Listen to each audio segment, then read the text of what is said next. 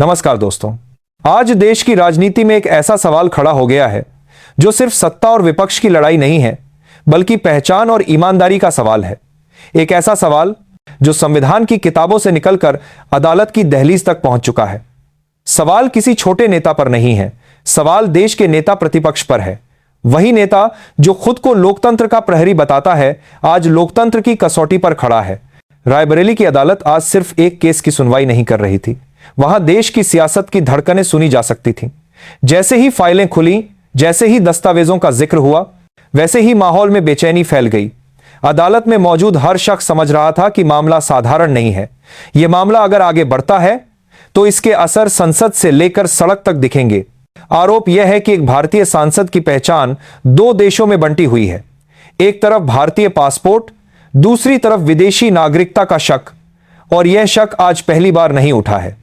सालों से यह सवाल हवा में तैरता रहा, लेकिन अब पहली बार यह सवाल अदालत के रिकॉर्ड में दर्ज हुआ है। याचिकाकर्ता का दावा है कि उसके पास ऐसे दस्तावेज हैं जो भावनाओं से नहीं, सरकारी रिकॉर्ड से निकले हैं। दस्तावेज जो यह इशारा करते हैं कि कहानी सिर्फ राजनीतिक आरोपों तक सीमित नहीं है। और जब दस्तावेज बोलते हैं तो भाषण चुप हो जाते हैं। लेकिन सुनवाई शुरू होते ही शांति टूट गई। नारे लगे, शोर मचा और अदालत को कार्यवाही रोकनी पड़ी। सवाल यह नहीं है कि नारे क्यों लगे, सवाल यह है कि अदालत में बहस की जगह हंगामा क्यों चुना गया। क्या जवाब कागजों में कमजोर पड़ रहे हैं? अदालत ने अब पुलिस से रिपोर्ट मांगी है। यह कोई मामूली रिपोर्ट नहीं है। यह रिपोर्ट हर उस सफर का हिसाब मांगेगी जो देश से बाहर किया गया, खासकर उन यात्राओं का जिनका रिश्ता ब्रिटेन से जुड़ता है, क्योंकि यहीं से कहानी का सबसे संवेदनशील मोड़ शुरू होता है। यह मामला जितना राजनीतिक दिखता है, उतना ही कानूनी भी है। भारतीय नागरिकता कोई भावनात्मक टैग नहीं होती, यह एक कानूनी पहचान होती है। कानून साफ कहता है कि नागरिकता का सवाल कागजों से तय होता है, नारों से नहीं। इसलिए अदालत ने जब पुलिस से रिपोर्ट मांगी तो इसका मतलब था कि अब बात सिर्फ आरोपों की नहीं रही, अब बात तथ्यों की है।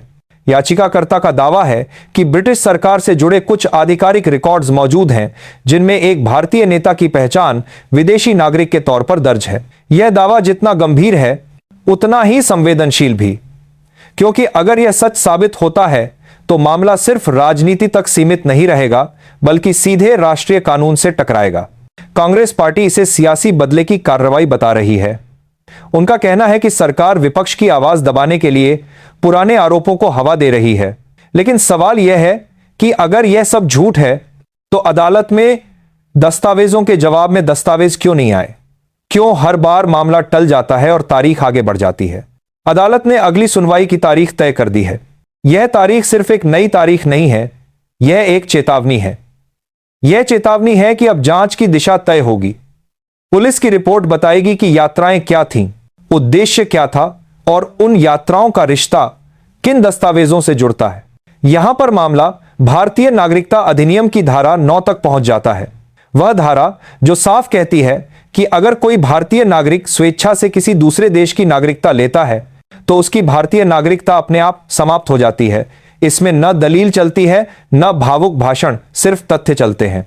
अगर आरोप साबित होते हैं तो परिणाम सिर्फ कानूनी नहीं होंगे, राजनीतिक भूचाल भी आएगा। लोकसभा की सदस्यता सवालों के घेरे में आ जाएगी।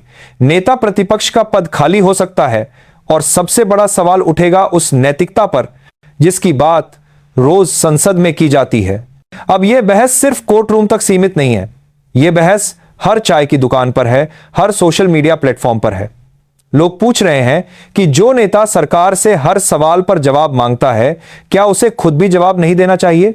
इस पूरे मामले में सबसे दिलचस्प बात यह है कि चुप्पी, राजनीति में चुप्पी अक्सर सबसे ऊंची आवाज होती है। जब आरोप छोटे होते हैं तब बयान आते हैं, प्रेस कॉन्फ्रेंस होती है, ट्वीट किए जाते हैं।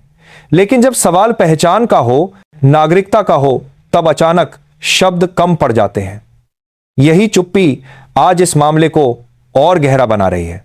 राहुल गांधी देश में जब भी लोकतंत्र की बात करते हैं, संविधान की किताब लहराते हैं, तब उनके समर्थक तालियां बजाते हैं। लेकिन अब वही संविधान उनसे जवाब मांग रहा है। क्या यह जवाब सिर्फ वकीलों के जरिए दिया जाएगा या खुद सामने आकर देश को संतुष्ट किया जाएगा?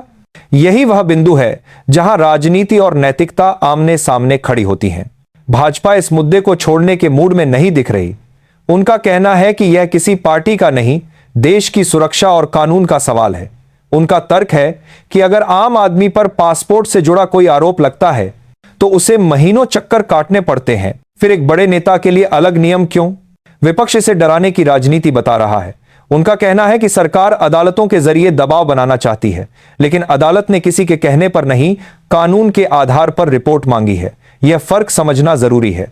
अदालत अगर सवाल पूछ रही है तो इसका मतलब है कि सवालों में वजन है। इस केस ने गांधी परिवार के पुराने विवादों को भी फिर से चर्चा में ला दिया है। इतिहास गवाह है कि यह परिवार अक्सर अदालत और सत्ता के बीच खड़ा दिखा है। कभी चुनावी फैसले पर सवाल, कभी नागरिकता पर बहस और कभी संवैधानिक संकट। फर्क सिर्फ इतना है कि समय बदल गया है, लेकिन सवाल वहीं के वहीं है। आज देश यह देख रहा है कि कानून का पैमाना कितना निष्पक्ष है। क्या बड़ा नाम होने से राहत मिलती है या कानून सबको एक तराजू में तौलता है? यही परीक्षा इस मामले की असली परीक्षा है। 22 दिसंबर की तारीख धीरे धीरे नजदीक आ रही है। यह तारीख सिर्फ एक अदालत की तारीख नहीं है। यह तारीख तय करेगी कि यह मामला राजनीति में दफन होगा या न्याय की रोशनी में सामने आएगा। इस पूरे विवाद में एक और सवाल बार बार उठ रहा है।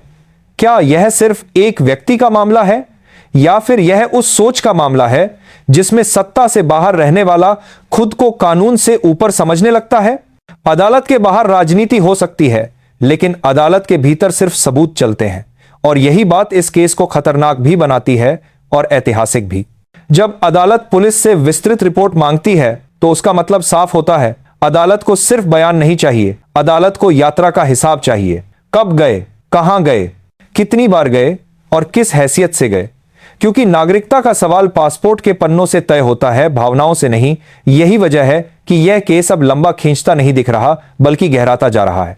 राहुल गांधी के समर्थक कहते हैं कि यह सब ध्यान भटकाने की राजनीति है, महंगाई से ध्यान हटाने की कोशिश है, बेरोजगारी से ध्यान हटाने की साजिश है।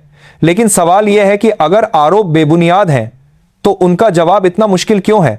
एक प्रेस कॉन्फ्रेंस, एक दस्तावेज, एक साफ बयान, क्या यह इतना कठिन है? दूसरी तरफ सरकार और भाजपा यह संदेश देना चाहती है कि कानून सबके लिए बराबर है। उनका कहना है कि अगर कोई आम नागरिक 2 पासपोर्ट रखता पकड़ा जाए तो उसे तुरंत अपराधी माना जाता है। फिर एक बड़े नेता के मामले में नरमी क्यों? यही सवाल इस बहस को सड़क से संसद तक ले गया है। यह मामला अब सिर्फ अदालत की फाइलों तक सीमित नहीं है, यह विपक्ष की राजनीति पर भी असर डाल रहा है। अगर नेता प्रतिपक्ष खुद कानूनी संकट में घिरा रहेगा तो सरकार से सवाल कौन पूछेगा? अगर विपक्ष कमजोर होगा तो लोकतंत्र का संतुलन कैसे बनेगा? यही चिंता उन लोगों की भी है जो राहुल गांधी के आलोचक नहीं हैं, लेकिन मजबूत विपक्ष चाहते हैं।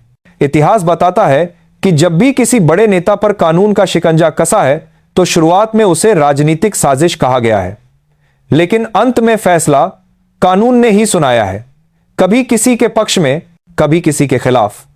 फर्क सिर्फ इतना होता है कि सच आखिरकार सामने आ ही जाता है।